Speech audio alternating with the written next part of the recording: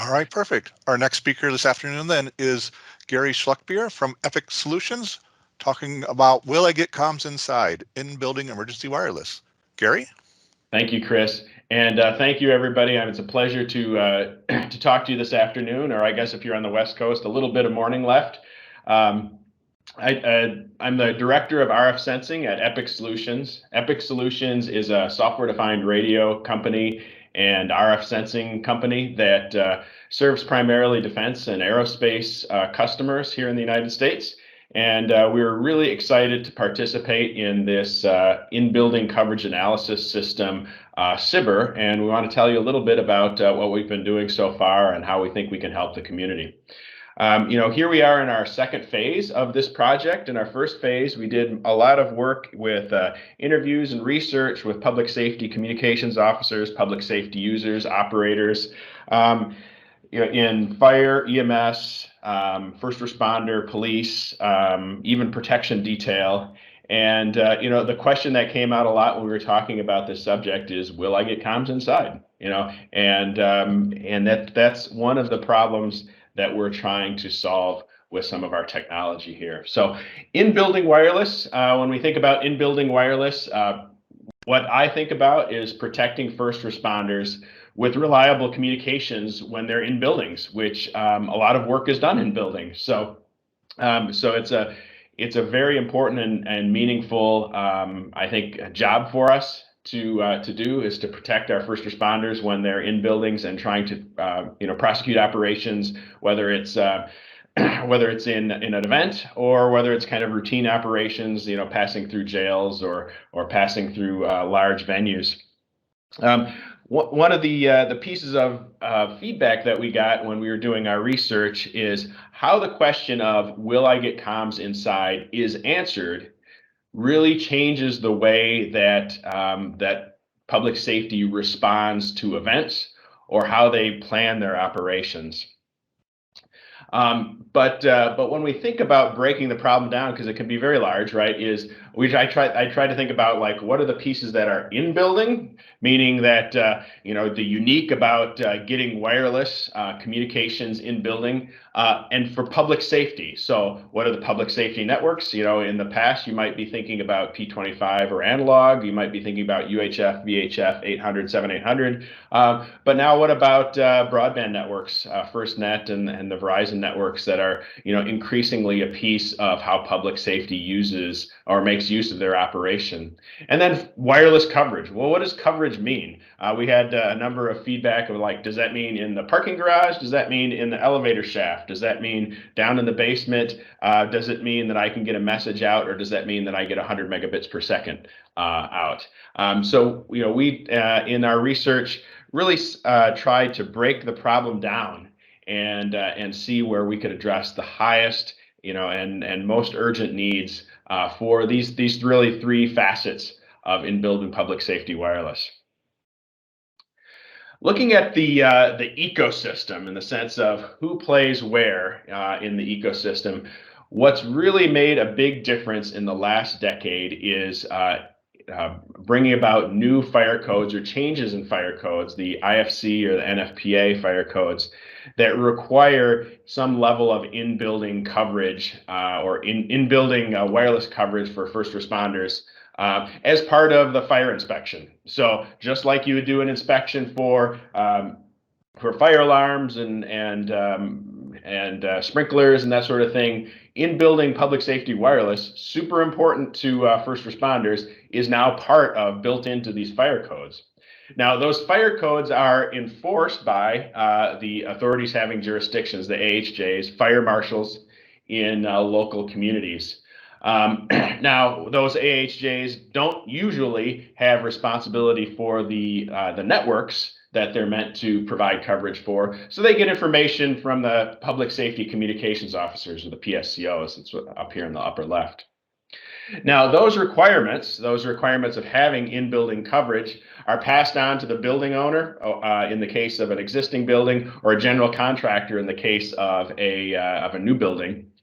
And those entities, the building owner and GC, typically employ a wireless integrator, so someone who specializes on in-building wireless for distributed antenna systems, DAS, or BDAs, bidirectional antennas, to provide in-building wireless coverage in places where wireless signals wouldn't necessarily penetrate. So these wireless integrators, their job is to plan a network. So they figure out what floors or what spaces are covered and what are not.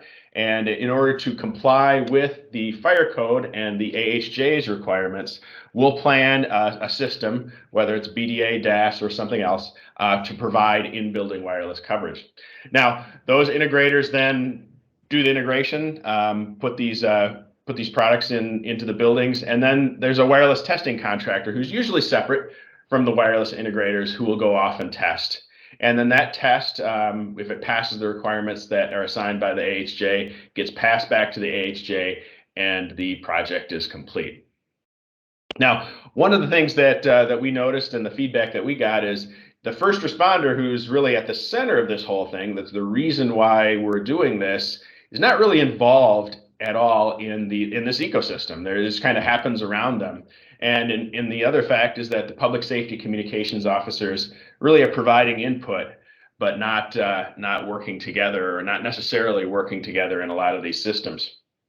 And what we found is that for public safety, the lack of trust of in-building communication systems can actually cause bad operational outcomes. We got some feedback that unfortunately the Pulse nightclub event that happened some years ago could have been made better with a better planning of wireless communications. Because if you don't trust the communications that are going on in a building, what do? You go to a fallback solution, and we see that with a number of users who will use fireground systems, or portable repeaters, or coverage extenders, or switch off the network coverage to a talk around or point-to-point mode, because they don't know what's going on in the building. They don't know whether they'll get network coverage, so they think it's safer just to use something else. And if you're using something else, if you're not on the wide network, then you might not be talking to dispatch, and you might be having interoperability problems on the scene. So our goal is really to try to get the wide area coverage in those buildings and have it be trusted, so that operational planning and the first responder can trust that they're using it. But there's another kind of wrinkle in the story, and that is for the folks who own the networks, so own the radio communications networks. So the CIOs, the public safety communications officers, the folks who issue the radios and align the radios, and who own the towers and all that good stuff. These bidirectional amplifiers, because they're amplifying signal and noise in both directions, they can cause problems. They most certainly will raise the noise floor, or increase the amount of noise that's on the inbound link to your network. It will happen. It causes interference, particularly if they're not configured properly, or if they somehow break or something like that. And but what we found is most acute issue is the PSCOs, the people who are responsible for the network, are usually not aware of where the signal boosters are, these BDAs, where they even are. We got feedback from major cities CIOs that they have 2 to 3 incidents a week where a channel will be taken out of service because some poorly behaving BDA basically disabled the uplink channel on a particular public safety channel, and they have to go try to figure out where it is with some test equipment, because they really don't know who has what or what they're repeating. So kind of a big problem for the network operators as well. Looking at another piece in the ecosystem here are the people who actually have to do the integration. So the ones who have to comply with the code and provide a low cost solution in order to be able to integrate these things into systems for buildings. Remember, public safety communications in buildings don't provide there's no commercial benefit to a building owner, other than they can now get a certificate of occupancy. So the building owner really just wants it to get done quickly, obviously, and meet the requirements. And it's down to these integrators in order to do that in in an expeditious and cost-effective way. So one of the challenges that they have to fight is complex and expensive test equipment in order to be able to verify that the coverage meets the requirements that are outlined by the fire code and the AHJ. But they also have operational issues, right? Undocumented network topology is something that we found a lot, in the sense of they don't know what frequencies they have to transmit. They don't know what networks might have downtime with those, which means that they have to go in and try to test. Oh, the network's not there. I have to go in another day. And concrete testing requirements about what constitutes pass and what constitutes fail is something that we heard a number of times. So we really want to be able to, in order to get to a place where we can have trusted in-building communications that extends the wide area network into buildings, we need to try to find a way to make testing and evaluation simple, low cost, and then it will be done more effectively, and it will be done, and folks can trust the outcomes of it. So we took those kind of three major pain points and tried to develop a technological solution, if you will, to some of those that facilitates some sharing and communications between these parties. So I'll start kind of with what we're designing here and what we have in prototype state right now. So the first thing is to provide a low-cost sensor and technician device that allows these in-building wireless integrators, but also other folks, so public safety, communications officers and other parties, CIOs, office representatives, to be able to walk in with a very, very simple, low-cost device and make measurements and have a consistent way of measuring and checking coverage capabilities and KPIs. So what we provide is this sensor. The sensor is connected to a standard smartphone or tablet or laptop, and that will make measurements and performance data, and then that data is then sent to a portal. Now this portal collects all of the data input. So you can imagine, in the case of a new building, you might want to go out and you make a plan about what the coverage is. You go out and run a test, you upload it to the portal. Someone on the other end looks at it, says that looks about correct, and hits the accept button, and then automatically sends a report to the AHJ or to the building owner, and the project is complete. But this also gives us the opportunity to have a place where repeated measurements can be made. So as is often required, an annual reinspection can make the same measurement, upload the data to the same portal, and that portal can correlate those two pieces of data together to make sure that there's no unexpected changes that might cause some problems to the coverage or to the network on the outside. But the other piece that the portal does for us is it provides visibility to all of these signal boosters and BDAs and systems that are in buildings to local officials. So that can be done to the folks who are responsible for first responders for planning events. So for example, if there's going to be an event at a convention center, the local official can just pull the latest coverage report and see, oh yes, it looks like during this event we won't have any problems with wireless coverage, so we'll use the wide area network. And separately, it can also provide feedback to the public safety communications officers, the network owners, the radio guys, to be able to see what's available in their area, but also what might be causing interference or issues with their radio network, and to be able to go off and kind of short circuit any kind of triage issue with inbound interference.